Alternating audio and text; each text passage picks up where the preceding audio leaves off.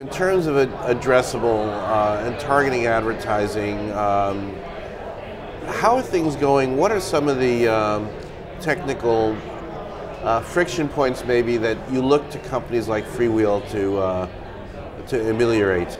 Yeah, I mean, from a technological standpoint, it comes down to kind of delivery and helping manage frequency, which is kind of some of the aspects they bring.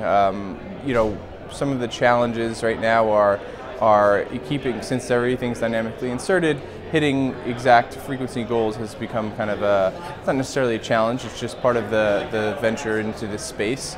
They kind of help manage that and help deliver against it.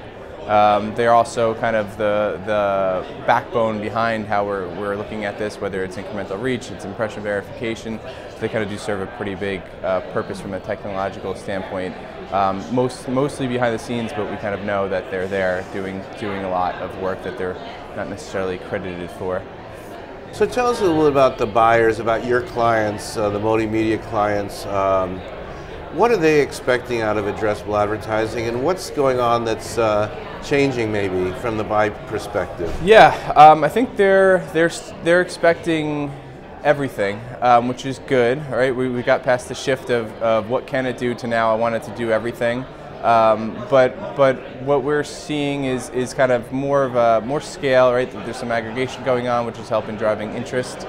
We're seeing more KPIs becoming available in terms of different kinds of back-end measurement beyond just media delivery. And we're also kind of seeing a new foray into frequency management across linear and other channels. So that's kind of probably the newest end to this world in the last 3 months or so. That's kind of been a bigger push. And from the supply side, are you happy with what you can buy now? Do you want more supply? Always Where does more, that stand? Always more.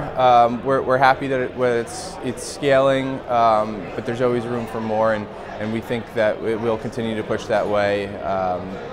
Where will the scale come from in the next year, let's say? That's a good question. I think scale comes from different places now. So scale comes from new households lighting up. You have Frontier and Cox joining, Xandr and NCC respectively.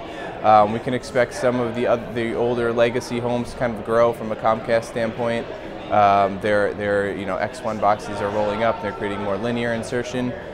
We can expect some new providers. Then I think there's more of a merge coming between the connected and the app space and the networks to the household addressable, and we'll see some movement there as well.